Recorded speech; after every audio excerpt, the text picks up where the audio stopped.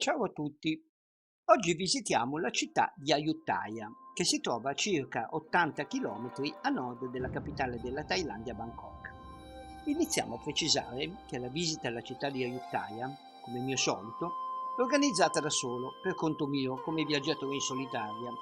Consapevole che non tutti, per vari motivi, gradiscono fare questo tipo di esperienza, vi segnalo che ci sono molti tour operator che organizzano visite in questo luogo magico.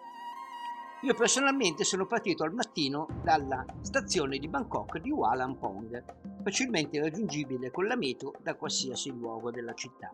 La stazione, non certo moderna, è molto caratteristica e se arrivate in tempo potete ammirare il museo dei treni che si visita gratuitamente lungo i binari a destra, accedendo alle partenze. Il treno di terza classe è un cimelio, con ventilatori a soffitto, tapparelle e finestrini rigorosamente sempre aperti, e in una full immersion con la Thailandia popolare, con venditori di cibo e bevande di ogni tipo che fanno avanti e indietro sul lunghissimo treno. Certo, non è un comodo van più veloce, con aria condizionata, ma vuoi mettere cosa ti perdi? Arrivato dopo circa un'ora e 45 minuti ad Ayutthaya, si è piuttosto lontani dalla zona archeologica che volevo visitare, ma vicino alla stazione ci sono vari mezzi disponibili. Ho optato per un tuk-tuk giallo, per una modica cifra, che sembrava un'astronave, guidata da una signora piuttosto scaltra e rapida alla guida. Poi, giunto alla zona archeologica, sono rimasto incantato dalla vista. Ammetto di essere piuttosto sensibile quando mi immergo nella storia di particolari del piano archeologico. Questo sito è un patrimonio internazionale dell'UNESCO, è assolutamente imperdibile per chi viene in Thailandia. Partiamo dal sito di Wat Ma Tat, famoso per la testa del Buddha intrecciata nelle radici di un albero. Il mio girovagare per rovine è stato un qualcosa di indimenticabile. La zona è molto ampia, qui vedete bene nel particolare la testa del Buddha. Ci sono templi, stupe o prang, che sono quelle torri a punta o talvolta a cupola che talvolta conservano delle reliquie. Ayutthaya era l'antica capitale della Thailandia e le rovine risalgono al 1374. Il biglietto costa 50 baht, sono circa 1,30 euro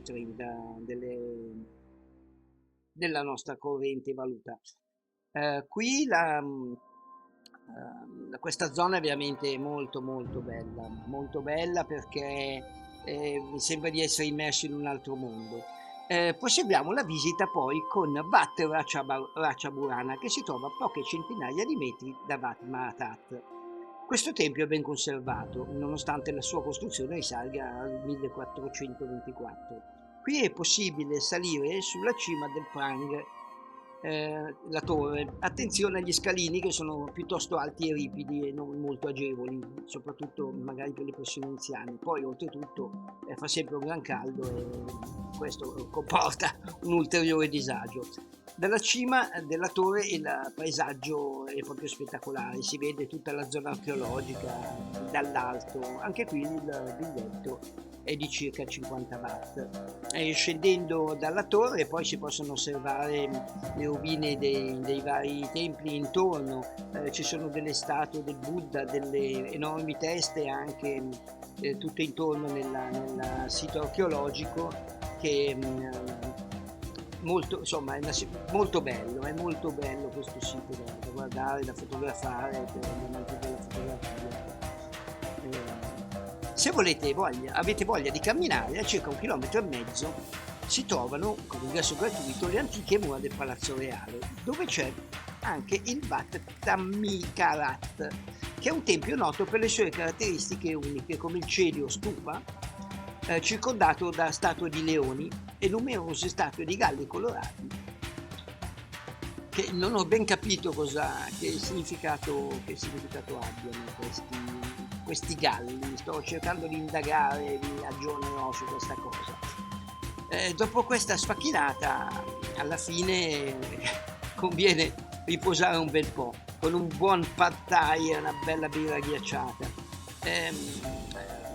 Qui vedete ancora i galli, questi galli che sono veramente curiosi da vedere intorno a questo tempio, sembra che siano tutti in preghiera. È una cosa molto, molto curiosa che mi ha intrigato parecchio, la visione di queste statue di galli, tutti lì in fila verso la statua principale del Buddha. Qui vedete le ultime immagini con la stupa con i leoni intorno. E come dicevo, dopo il Pad Thai per il ritorno a stazione mi avventuro con un mototaxi. Sono veramente stanco. Qui vediamo il nostro capostazione agile a segnalare la partenza dei treni come succedeva 50 anni fa in Italia, forse anche di più. Sono stanco, a fine giornata saranno 24.000 passi, oltre per 17, quasi 18 km percorsi a piedi. Arrivo in stazione e con un colpo di fortuna mi trovo un treno in arrivo un'ora prima del mio previsto, più rapido, in un'oretta mi porta a Bangkok, ma ad un'altra stazione. Arrivo in città un'ora e mezza prima e questo fu cosa buona. Buona giornata a tutti.